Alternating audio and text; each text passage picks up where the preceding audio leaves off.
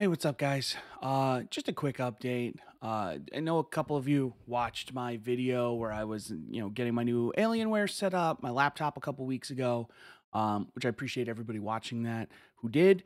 Um, so this is kind of an impromptu video, just kind of explaining that I don't have that machine anymore, and kind of explaining why. So I purchased that Alienware. It was an M15 R5, so it had the Ryzen and everything, 3070. And I brought it with me on a trip. Everything was great. One day I played it for literal like hours, just playing VR with some family and stuff like that. It was great. And everything was good until later that night. I went to go play a little bit of Destiny. The laptop had been running, consistently all day. And it just kept locking up. The game would lock up, it would freeze, and it would shut. It would just lock the PC. Sounded like it was trying to blue screen, but it just couldn't. Something was going on somewhere. Long story short, it just wasn't working.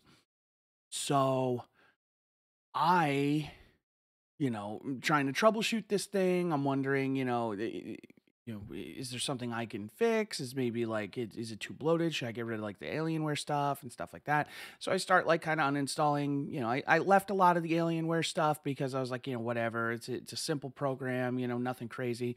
Um, so basically the fan stopped ramping up and it just like, it would just run like ultra hot. It was insane. So I got to the point where I fully reinstalled Windows from the built-in image. So I reset everything to factory. I was able to reinstall, just as kind of like my test, I was able to reinstall Destiny. That's just the game I play the most. So that's always like my benchmark for any machine that I buy is always just how well does it play Destiny because that's my main game. So reinstall Destiny. Again, now everything's factory. So everything's back to exactly the way it was when I first bought the machine.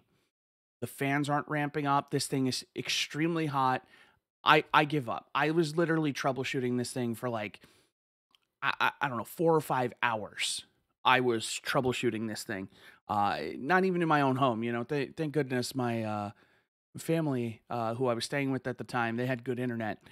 So I was able to do all this and, in a reasonable amount of time. So I gave up. I came home the next day for ha-has. I turned on the machine. Everything is working perfectly now. Great. I play Destiny for maybe 45 minutes to an hour, just kind of seeing like, oh, okay, wow, it's working. Shuts down again. Does the same thing it was doing before.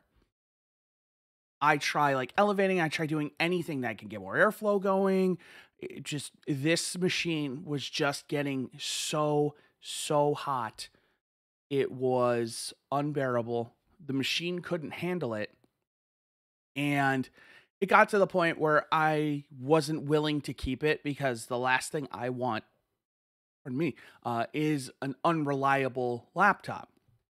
So after doing a little bit more research and trying to stay in the same kind of performance wheelhouse, I was ideally looking for a 1080p display because I wanted to have those higher frame rates. And I specifically picked that Alienware because it had a higher TDP 3070, so I would get more performance out of it. And for what it is worth, maybe I lost the silicon lottery with that one, but that was an incredible machine. And had the machine worked properly, had the thermals not let me down to the point where it became unusable for my purposes, that's an incredible machine. And so I really hope Alienware can figure themselves out and actually get that thing going, in a way that, is reliable.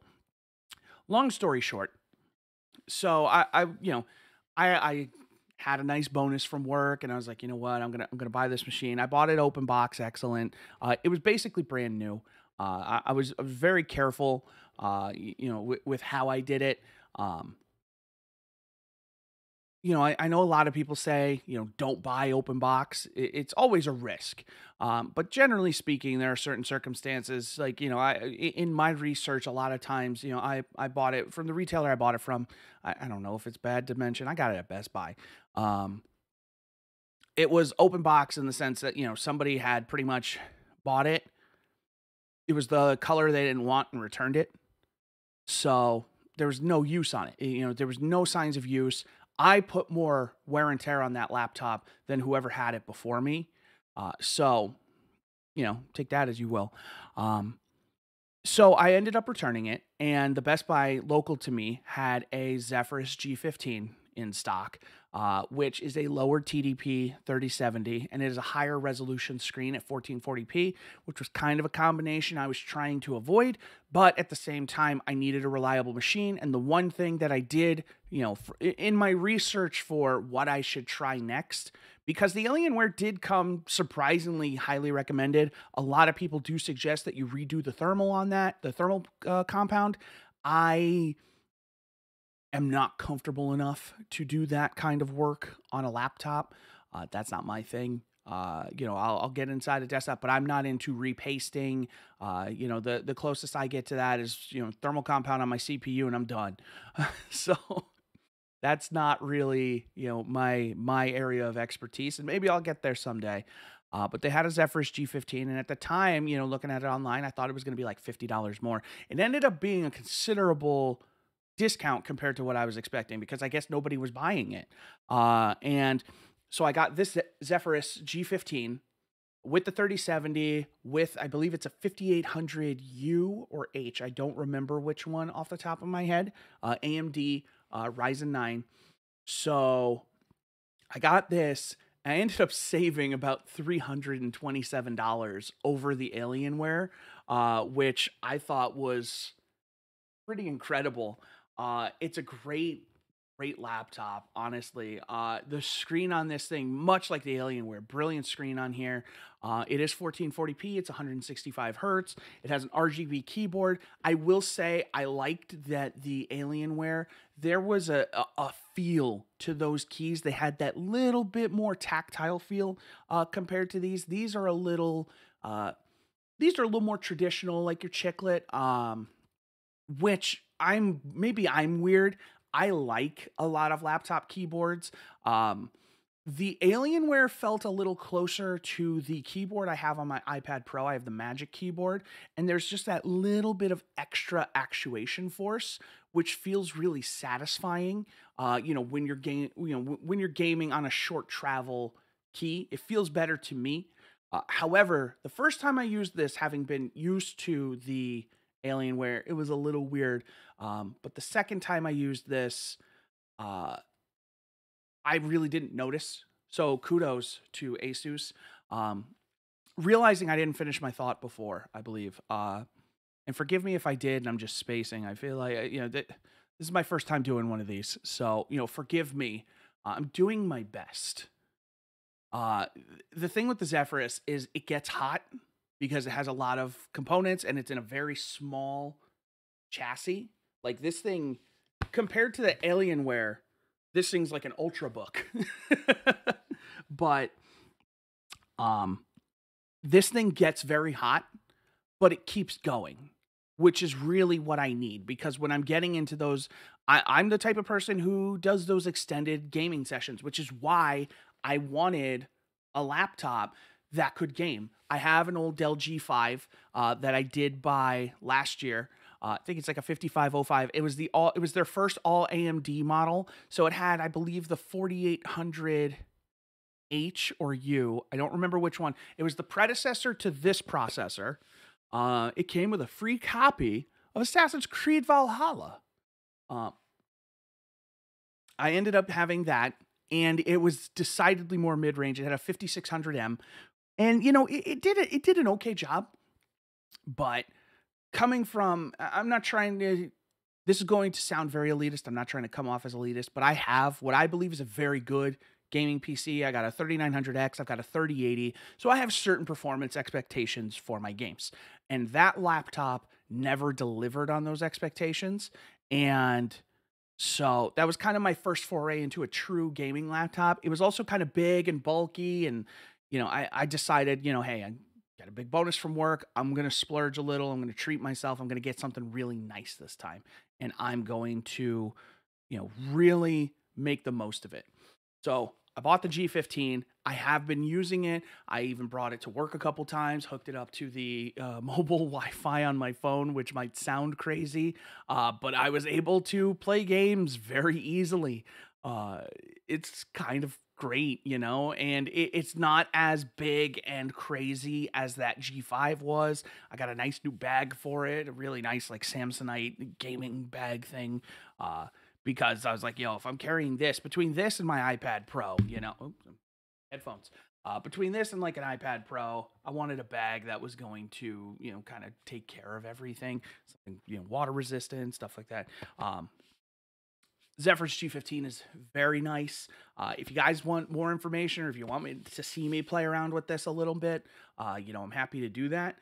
Uh, I know there's a million videos of people, better at this than me who have put up videos for this. This is just, I'm as layman as it gets in terms of like, I'm not some superstar tech tuber kind of thing. So if you want like the opinion of the dude who just went to Best Buy and bought an open box Zephyrus G15, then I'm happy to give you more information and show you a little bit more. But yeah, that's it. So I no longer have the Alienware. I was able to return a lot of those components that I purchased for it. The additional, I'm actually keeping the NVMe. I'm going to install it in this. The only reason I haven't yet is because I haven't installed any games other than Destiny so far. I haven't needed it, and it's kind of a pain in the dick to get inside because there's like 11 or 14 screws back here, and it's not the end of the world, but I just don't want to do it. The other thing that was weird is I had to return that RAM that I purchased for the Alienware, and the RAM was great. It did its job, and it performed admirably. But half of the RAM in the Zephyrus, and this is the one thing I don't quite understand, because RAM can be so fidgety, and especially with Ryzen, it can be fidgety. They soldered half of the RAM to the board, and the other half is changeable. But I'm not going to swap in, this exorbitant amount of RAM. Even if there can be tangible benefits, there's too much performance risk, especially on Ryzen, for me to swap in a different module that might not match the timings and things like that. And then if you put too much in, it's only going to use a certain amount, properly in dual channel, and the rest is going to operate as single channel. I'm just leaving it. I'm leaving this thing mostly stock, with the exception of I will be adding my Western Digital. Repackaged it in the meantime, but I will be adding this Western Digital. It's a Gen 3 drive, but from my understanding, a lot of these laptops, their Gen 4 spec isn't really much better than Gen 3. So, and the speed isn't like, this is more than enough, especially for the games I'm playing. And I don't need more than this. It's got a terabyte built into it. I think it's a decent drive in there. Maybe a little better even than the Alienware drive. Asus versus Dell. Just take that as you will. But I am going to install this WD Black and eventually. But we'll go from there. So yeah, I'm enjoying this so far. I haven't had any thermal issues. The laptop has performed great. It looks great. It actually doesn't seem like it's getting as hot as the Alienware, despite being more compact and not having Alienware's crazy cooling or whatever. So it'll be interesting to see how, how long, my concern always with a laptop is how long can it go? How long can this thing stay on top of games? And I feel like, with graphics right now, we're not reaching a plateau, but we've definitely kind of reached a nice point. Whereas DLSS and FSR becomes more prevalent, it's going to be less likely that you need to upgrade your GPU.